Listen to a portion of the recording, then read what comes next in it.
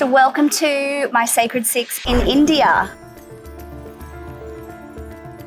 So I'm coming to you from the Somatheeram Ayurvedic Resort in Kerala Beach in Trivandrum in India. And I wanted to talk through 6 of the things that I've experienced in India and some of the things that I'm going to be taking home from those experiences, ways to live happily and more mindfully.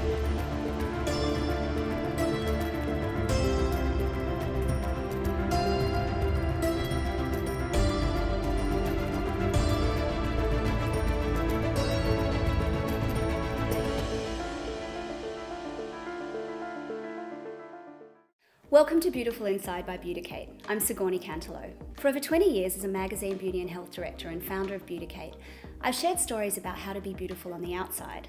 But recently, I've also been on my own journey to uncover what it means to be beautiful within. Inspired by my own experiences with mental health and healing, I'm meeting people who have remarkable stories to share. How have they come back from the brink of adversity and reclaimed their power? How do they continue to nurture their inner selves while creating space for joy, beauty and well-being? This season, I'm thrilled to introduce our Sacred Spaces series, proudly brought to you by King Living. In this series, I'll be talking to designers and creatives who've crafted their homes and spaces for optimum wellness, connection and happiness. Like us at Beauticate, King Living believe that our home is our haven, and they design furniture that's designed to change and flex as we do. Now, their sleep collection is a true innovation in the wellness space. And at the end of this episode, I've been lucky enough to do a road test of one of the King Living beds and customizable mattresses in my sleep diary. Now, I can't wait to share my experience with you after this next interview. And remember, if you enjoy it, please give us a rating in the Apple Store. It really helps us continue to spread the word and make this content for you. Beautiful Inside acknowledges the traditional custodians of the land that this podcast is recorded on, and we pay our respects to elders past, present and emerging. Now, let's talk about India and my Sacred Six. So number 1 is Ayurveda. You have to experience Ayurveda when you're in India. Now, I'm staying at an Ayurvedic health resort. I'm staying here with my mum, Maxine. She's an executive producer in TV, so it's amazing to have her come and help shoot my content. Getting to Trivandrum via the new Malaysia Airlines route is quite an experience. It's a day flight from Sydney with a layover in Kuala Lumpur, where the lounge is fantastic. Make sure you try the curries and delicious laksa. From there, it's a pretty quick flight to Trivandrum that lands around midnight. I love Malaysian food, and the food on board is excellent, especially the assorted satay in business class. And the lie flat beds are incredibly cosy. Somatheeram was the first Ayurvedic health resort in the world, and it combines the concept of staying in a resort-style atmosphere with the medical side, the Indian medical side of Ayurveda. Somatheeram is situated high on a cliff overlooking the stunning Malabar beach in Kerala, India. In terms of accommodation, it's very authentic and a little bit rustic, but super convenient as the Ayurvedic hospital is on site. Or you could also check into their sister resort, Somatheeram, which is very close nearby and situated on the beachfront a little further up, and it's very beautiful. So Ayurveda means, in Sanskrit, Ayur meaning life and Veda meaning science and knowledge. So it's the bringing together of the science and knowledge of how to keep our bodies and minds in balance through various diet, exercise, wellness routines and physical remedy. It's been really amazing experiencing in this environment. So you go to the Ayurvedic Centre and you have a full consultation with the doctors, and they look at your tongue, they look at your pulse, they ask you a lot of questions, the way your body moves, and then they can tell what kind of dosha you have. So I'm a Vata Pitta. There's also Kapha. The idea behind this is that you take certain advice from them on how to bring your doshas back into balance. When you stay at a place like this, at Somatheeram, you then get prescribed medication for any of your illnesses. So for me, I've had issues with reflux, insomnia, anxiety, digestive issues. So I was given a whole bunch of medication for that. And then 2 hours a day of treatments to help remedy that. So some of the treatments consist of Shirodhara, where they pour oil very slowly on your head, on your third eye, and it's so relaxing. It sounds just, a bit boring, but for half an hour, they're just pouring the oil back and forth on your head, and it kind of lulls you into this state, and this is known to calm the nervous system. There's also Abhyanga, which is full body massage. I have 2 therapists working on me at the same time, which is so beautiful. And then they kind of massage with poultices, which are made of different Ayurvedic herbs. So I've been doing these treatments combined with this beautiful vegetarian diet of curries, which of course rich in so many different spices and antioxidants. You've got the curcumin from the turmeric, you've got ashwagandha, tulsi, lots of things that are meant to balance the nervous system and the body. Most people come to one of these Ayurvedic resorts to do a panchakarma, which is a minimum of 2 weeks detoxification of the body. Unfortunately, I only had a few days here, so I had a little taste test, didn't get to experience the full thing, but it's quite amazing. I've been looking around at all the other guests here and they're just serenely floating through life. And it's quite funny when you come out at the end of the day after your treatments and they've wrapped your hair up in this kind of turban with all oil, and then they put these face masks on made out of like red clay or rice paste, and everyone you sometimes go to dinner like that because you have to wait an hour before you have your shower, and it's so funny seeing everyone else at dinner dressed in these very medical looking green robes. It's taken very seriously here. It's not, it's not like a beauty spa. This is serious treatments which traditionally are known as beauty treatments, but here they are remedies for, whatever ails you. So it's quite amazing seeing beauty going hand in hand with wellness. It's really the whole concept that Beautiful Inside is about. It's about the importance of inner and outer beauty and treatments and how the two should always be combined, go hand in hand. Some of the things I'm bringing home from my Ayurvedic time here, definitely being more aware of things I eat at night. So Vata Pitta shouldn't be eating cold salads at night or cold raw vegetables at night. So it's all about cooked warming food to ground the body. You're not supposed to drink ice water, but it's been so hot here, I'm dying for ice water. It's all about drinking teas and warming things. Very easy to do in winter, not so easy to do in summer. I'll also be tongue scraping to remove the toxins that were released in your mouth during night. So I've started doing that and I'm going to stick to it because I think it does make a lot of sense. Meditation, mindfulness, yoga, all those things I do at home, but coming to a place like this just emphasizes the importance of those things. And when you're doing it daily, you definitely notice a profound effect on your nervous system. So it's something that I will be doing when I get home. So number 2 thing to do in India, of course, is visit a holy place. So that there's so many temples, there's so many statues. So we went to visit the Azamala Cliff and Temple, which has an incredible 58-foot tall statue of Lord Shiva. It's overlooking this incredible beach. We also went into town to see the Sri Padmanabhaswamy Temple, which you can only view it from outside in Thiruvananthapuram. Basically, Trivandrum is what people know it as. So this temple is dedicated to Lord Vishnu. It's one of the 108 sacred Vishnu temples in India. It's good to note that in India, it's customary to cover your shoulders. So of course I brought a lot of singlets because I get so hot, but I've taken with me a shawl every day when I go outside and cover up, make sure I'm covering myself and being mindful of the culture, particularly around holy places. They're so colourful and the carvings are so intricate. It's definitely something you have to see. Now, another thing that is very sacred in India is the food. And I am a big fan of Indian food, particularly dosa, which is like a very thin, crispy pancake, and it can be stuffed with all manner of things. We went to this amazing dosa house that had even different types of cheese and different vegetables, very adventurous dosa.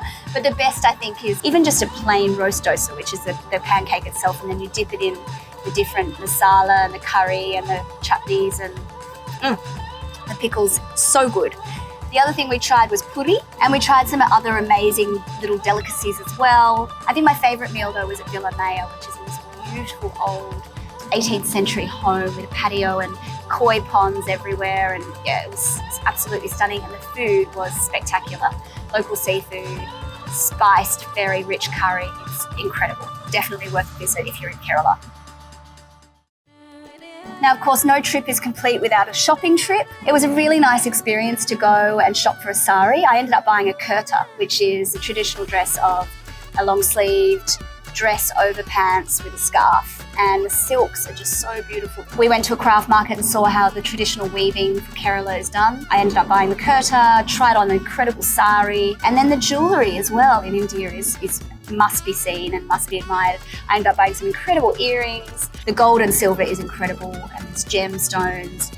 You don't have to spend a lot. You can find some beautiful pieces. Number 5 is about experiencing a slower, more traditional pace of life. People in India still do things the traditional way, like, the men with their fishing boats, pulling in the nets. We spent a morning walking along the beach at Kerala near Somatheeram and just seeing the men working so hard, and you can see the fishing boats in the very early morning at night, fishing the traditional way.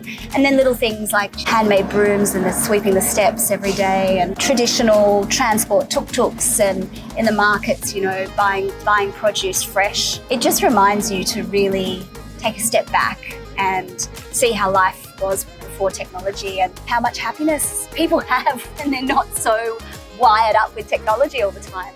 So putting the phone away, I'll definitely be taking some of those memories home and just try to disconnect and be more mindful and present. That brings me to my last sacred sixth thing in India, and that is yoga and mindfulness and conscious living. So having a sense of spirituality in your daily practices, and then just being mindful throughout the day, being in the here and now. What can I feel right now? What can I smell right now? What can I taste right now?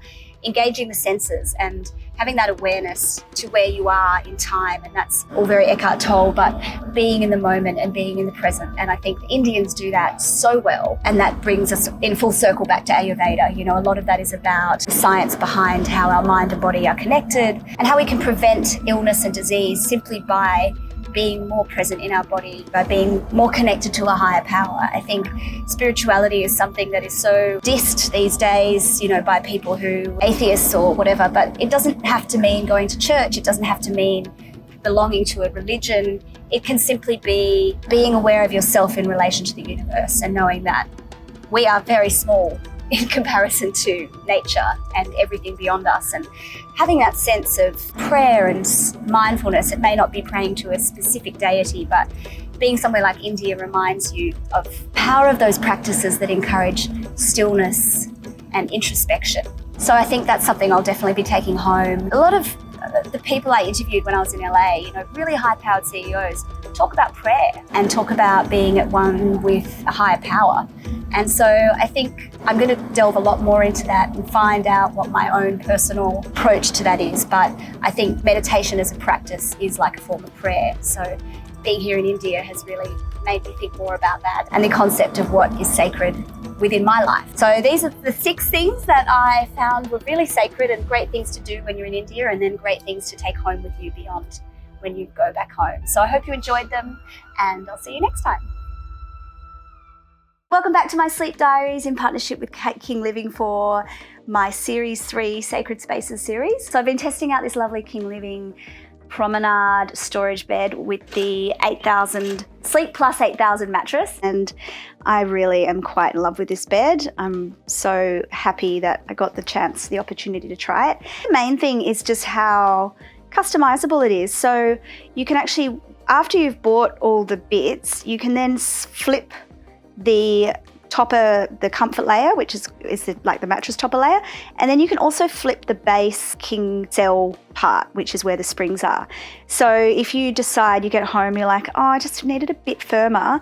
So what I did was I actually flipped it to make it a bit softer because I was sleeping on my side a lot. I've just been a bit lazy. I really want to sleep on my back because of, wrinkles. It's way better for your aging process. But when I'm really tired and recovering from jet lag, I want to be really cozy. So I flipped it over, and then when I go back into my back sleep training, which is where I prop myself with pillows on either side, I'm going to have it on the firmer side. And the other thing it's got like a mat that you can actually, if your partner prefers a firmer mattress, or you do, you can put this mat underneath to just give it a little bit more support, which I think is fantastic. And the fact that everything is removable and washable, including the fabric, this beautiful Sorrento fabric is removable and washable, which is great. If you get fake tan or hair product, like often bed heads get that like manky hair product from the boyfriend or the husband that wears like gel or whatever in his hair. And I've been really good following my protocol from Olivia Arizello, sleep expert, who I caught up with, and she gave me some good tips. I've been wearing my blue light blocking glasses at night. I've been very strict about 20 minutes of reading before bed. Sometimes I get a bit carried away with my book and I read more and more and more and I can't stop. But it's so good to read again. I fell out of that process when I was doing too much work, and it just really helps you wind down at night. The other thing I'm doing is I switched from Epsom salts in my bath to magnesium chloride, I think it is, and that is been amazing because you can actually really take magnesium in topically through the skin. So not only am I taking magnesium powder at night, which is really nice, I have that with my dinner or just after dinner, like a little sweet treat before bed. I also bathe in magnesium, and I slather my entire body in magnesium. Oh, and I've got to show you my magnesium. This is Brillo Beauty, the spray. So before bed I spray the soles of my feet twice with the magnesium. So then you're basically just drenching your body in magnesium from the inside and on the outside. I've got this beautiful pillow mist from Maison Balzac Bonne Nuit, and I've got my hand cream that I love to have, just a pump by the bed. So I put a pump of hand cream on. It's a little bedtime ritual. And I've also got my eye mask, and of course silk pillowcase always. Silk pajamas, these are Papinel. So silk, silk, silk. So I'll put all the details for the bed below. King Living offer a 120-night risk-free trial, which is incredible because why wouldn't you? If you're wondering about it, you can always try it and send it back if you don't like it. So I'll put all the details in the show notes. Bye. Thank you for joining me on this episode of Beautiful Inside. If you enjoyed this, the best thing you can do is share it with a friend, leave a review or give us a rating.